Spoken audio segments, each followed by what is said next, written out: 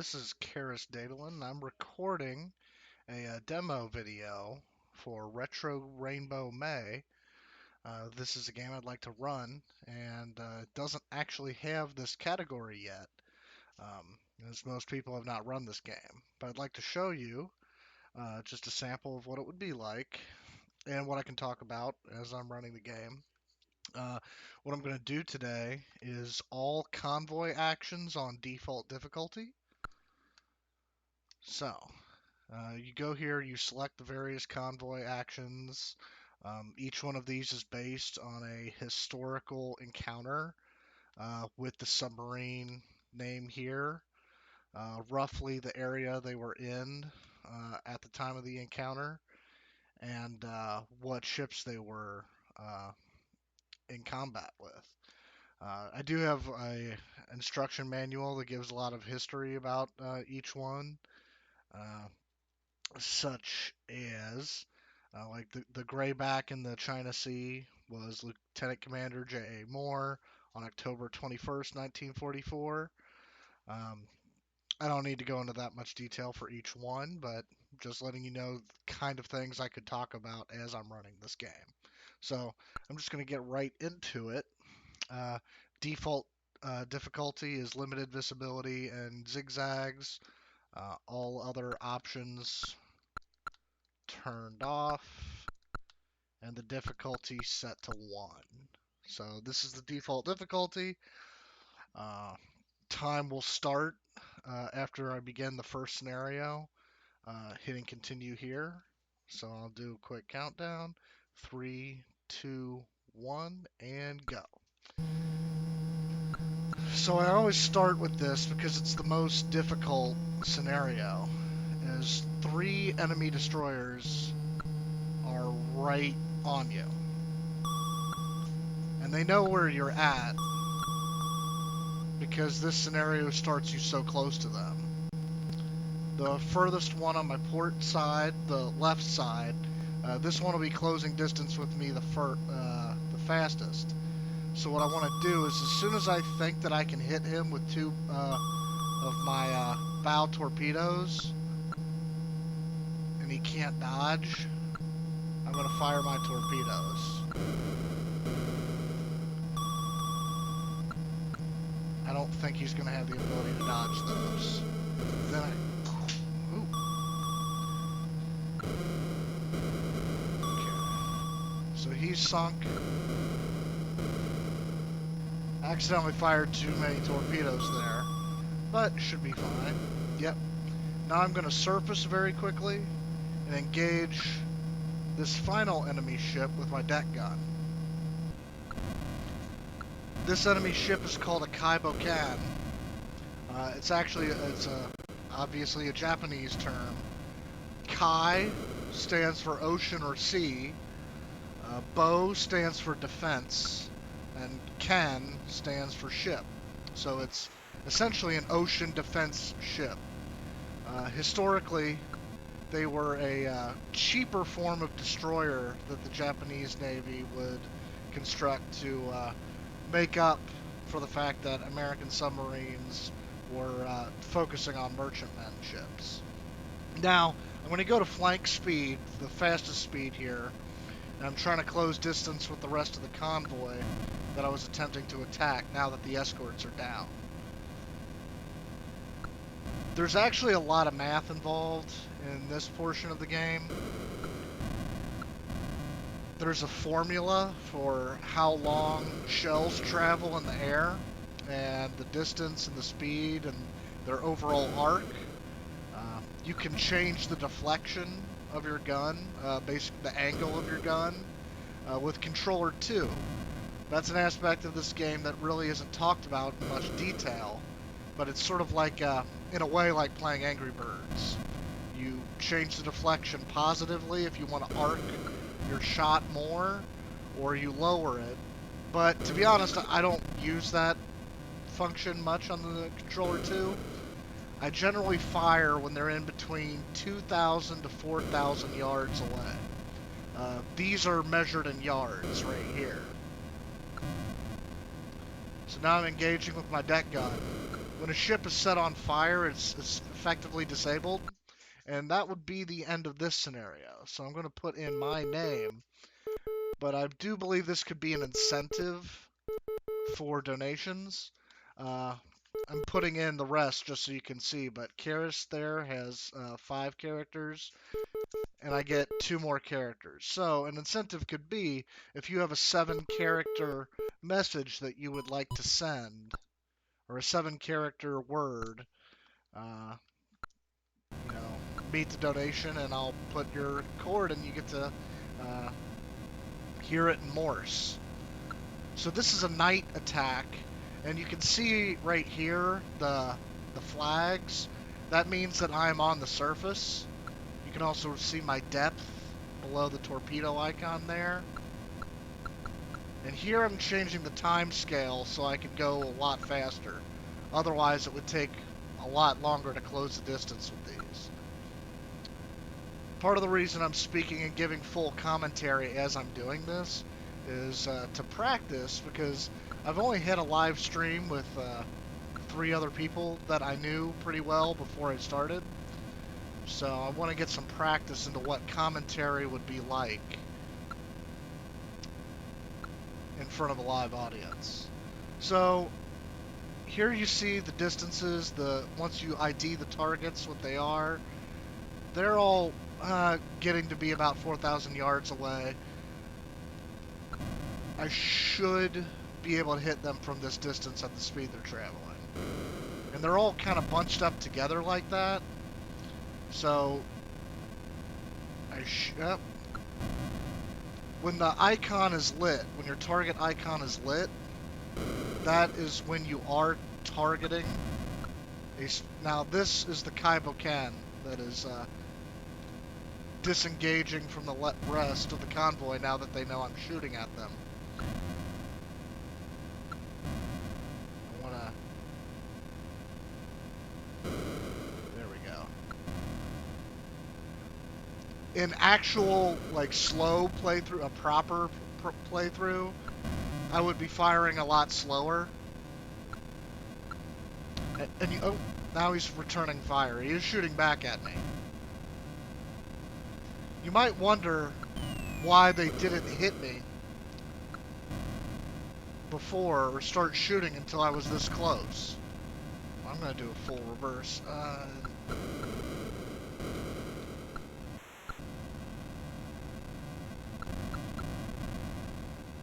That was actually probably one of the worst things that could have happened, and I still managed to be okay. So that's a good sign. Deck guns were giving me a little bit of bad RNG there. But now I'm going to close distance at flank speed with the rest of the convoy.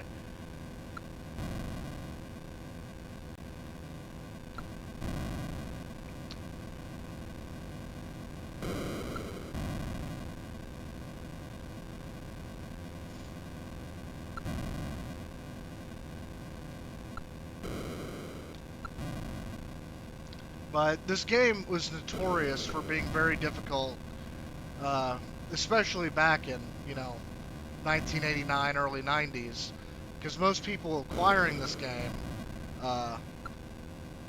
probably either didn't read the instruction manual as kids, and I will be honest, the instruction manual itself is a bit more of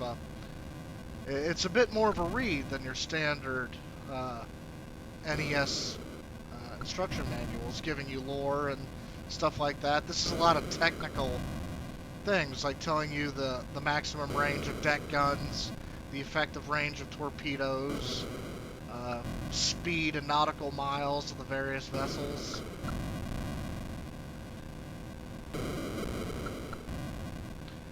I can only have 4 projectiles active at any given time.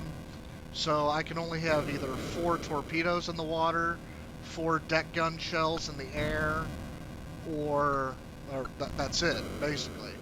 Between the 2 of them, that's it.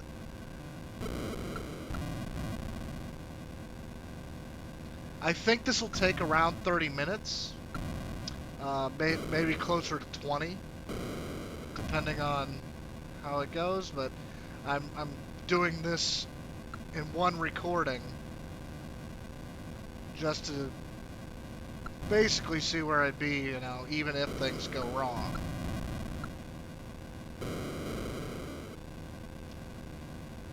Okay, so I think that's it. Yep. So let's say someone asked for pride.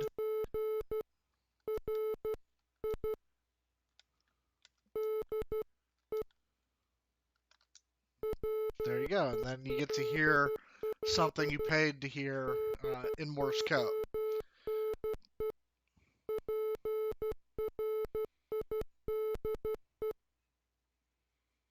As I get to easier scenarios, I might show a bit more. So now I remember this scenario, you basically start pretty far away from the initial targets, but I can go to the map screen, and here you can see what's going on.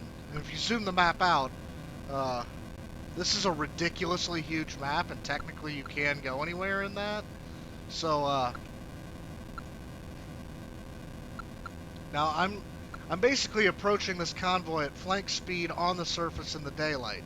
This would be a really dumb thing for a submarine to do in real life, but I am attempting to speed run it. So what I expect is I'll slow down. I'll turn the time dilation normal once I get closer within range of the destroyer's deck guns. But I'm hoping that the escorts of the enemy convoy see me, break off from the convoy, and come at me. Then I can engage them with torpedoes. Okay, they definitely see me now.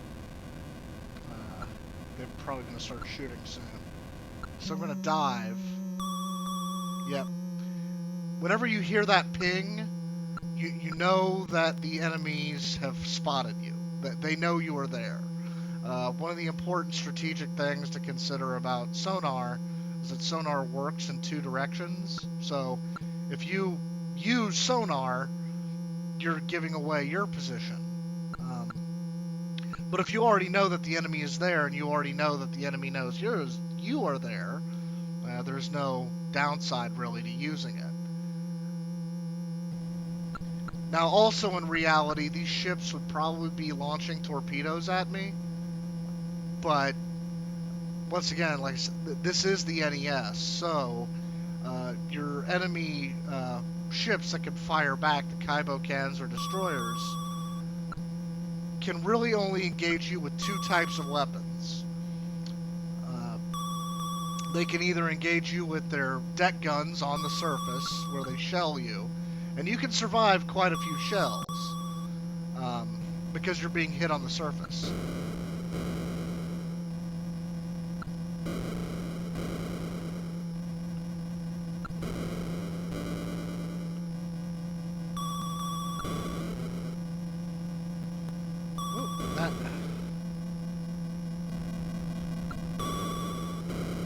I probably fired more torpedoes than I needed to, but I'd rather be safe than sorry, because I know I can sink the rest of the convoy with my deck gun.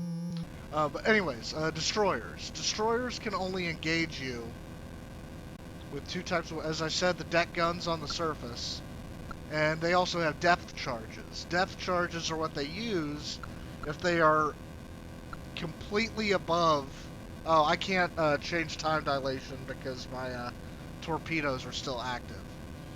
But once I can, I'll switch over to that. The depth charges are what destroyers or Kaibokens use when they are directly over your position and you are submerged. And basically those are pretty much a one-hit kill. It is technically possible to survive them, but one of the things to note is, as you notice my depth changing as I surfaced or submerged, there, now I can change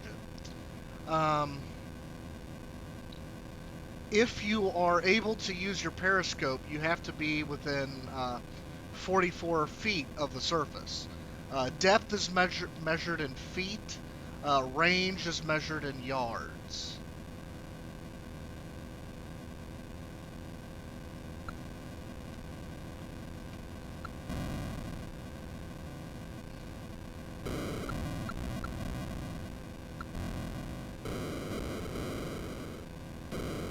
The reason I don't usually fire all my guns at once, even though I'm allowed 4 shells, is I don't know what kind of RNG they're going to give me.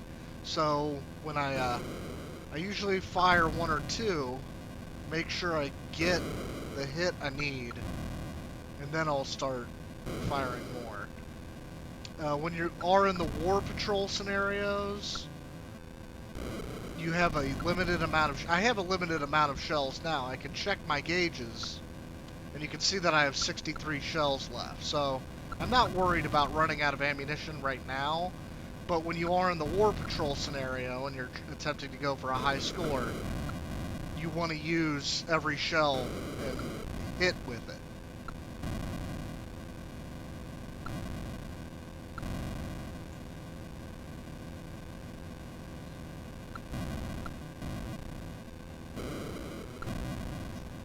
Okay, so that is that one.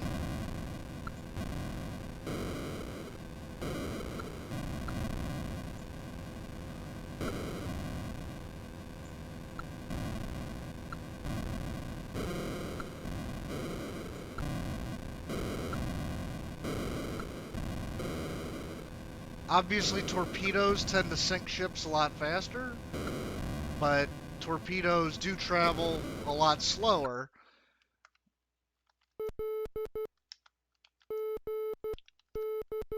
And they tend to be harder to hit with. Okay. Hammerhead. Night Raider. One of the reasons that enemy ships don't spot you right away, especially at night, is that submarines naturally have a very low profile against the ocean. So that when you're at night and the ocean is pitch black, it is very difficult to see. I don't know how many people have been able to look out at the ocean at pitch black night, but it is very dark. One of the things I intend to talk about when I'm doing a run like this is the fact that I am a Navy veteran. I was never aboard a submarine, but I was aboard an aircraft carrier, and my job was an electronics technician for helicopters. And the helicopters that I worked on were actually mostly designed to hunt submarines. They had a dipping type of sonar that they could drop into the water. Man.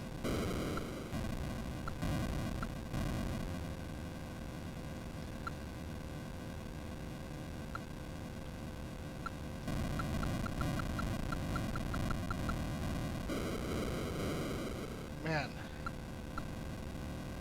You are getting to see some of the worst possible RNG, which I guess is good. Because it gives me an idea of what could happen during a run.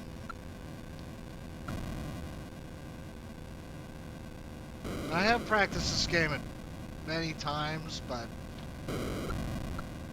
so the mechanics of how a deck gun travels and fires are sometimes pretty complicated.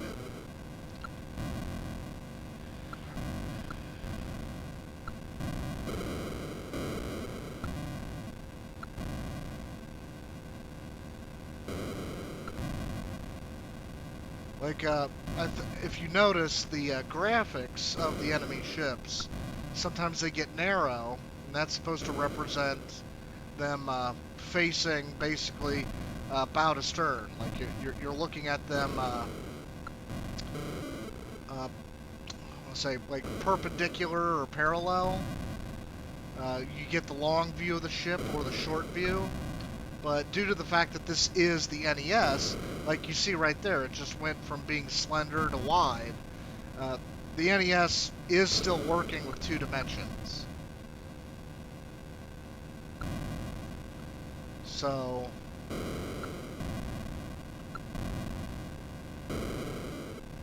the other thing to note is that this is not a category yet for speedrunning. I'm just going to skip this for right now.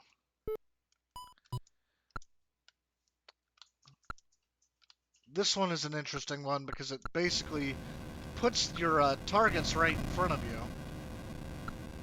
But behind me right now is a destroyer closing on my position. The gist of this scenario is that you spot an unescorted convoy by itself, and the convoy is radioed ahead for a escort to come save them. So at some point, you know, with this, I might just actually have to use torpedoes because I'm getting the bad luck with my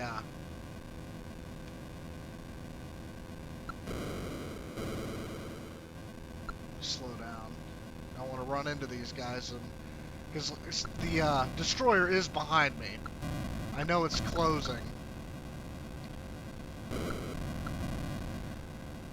And basically, I want to cause as much damage to these ships before I have to turn around and engage.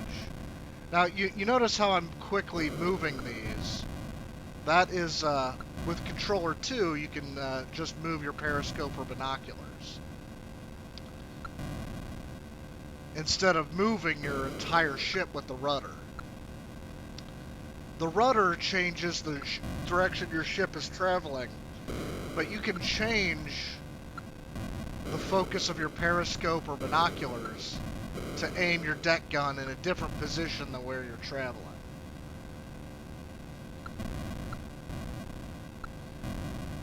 And I do think it's important to talk pretty frequently during a game like this, because obviously the graphics are a little lacking. You know, this isn't going to wow anybody. Oh, there we go. Destroyer is firing. That means, oop, the guy has finally caught up to me, and he is able to shoot. And there he is. Yep.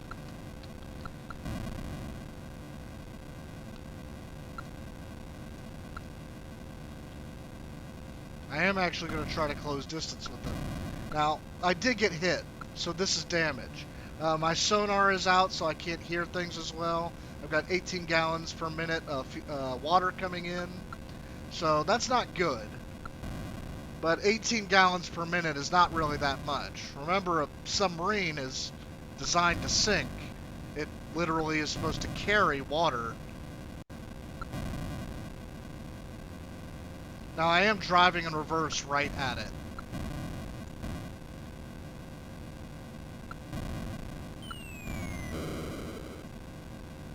But due to the fact that this is on the lowest difficulty setting,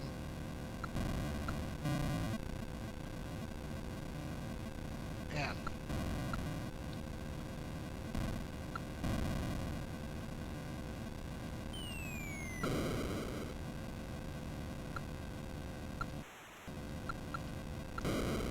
Well, I think he hit my deck gun, which isn't good.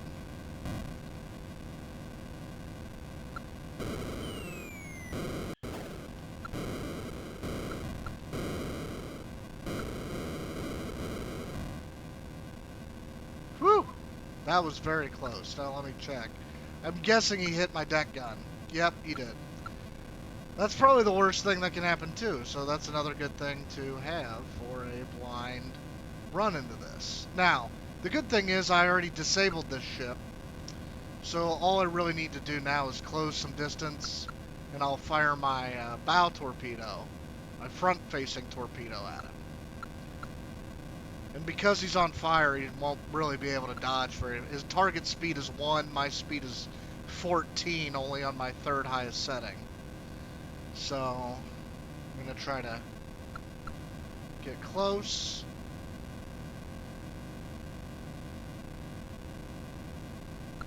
just like that. Fire all my torpedoes, and then I'll turn to the side. But I can still look at him, so you can see what all those torpedoes look like. There we go. Got that one. And now I'll do the last one. The last one is the easiest. So it is a bit of falling action. In this one, you start off submerged with just one destroyer and a cargo ship. So once again, this starts you off with the destroyer knowing exactly where you are, with the Kaibokan knowing exactly where you are from the beginning. But this is pretty simple because he's just going to close distance with me, and then due to the fact that he's on the easiest difficulty setting, really won't try to dodge, but I'm going to let him get within 1,000 meters or 1,000 yards. Every second of the game, or every 15 seconds of the game is roughly 1 minute in real life. So the game itself is already a bit sped up in terms of reality.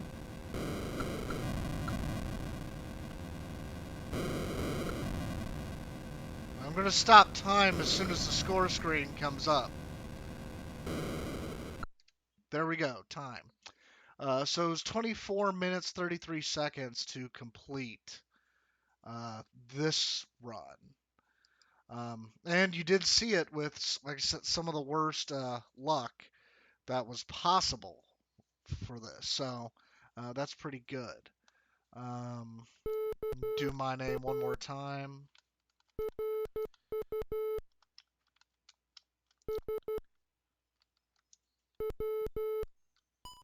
And just really quickly to basically end the video, let me reset that.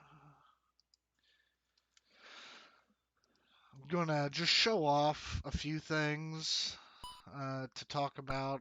That this is the torpedo practice.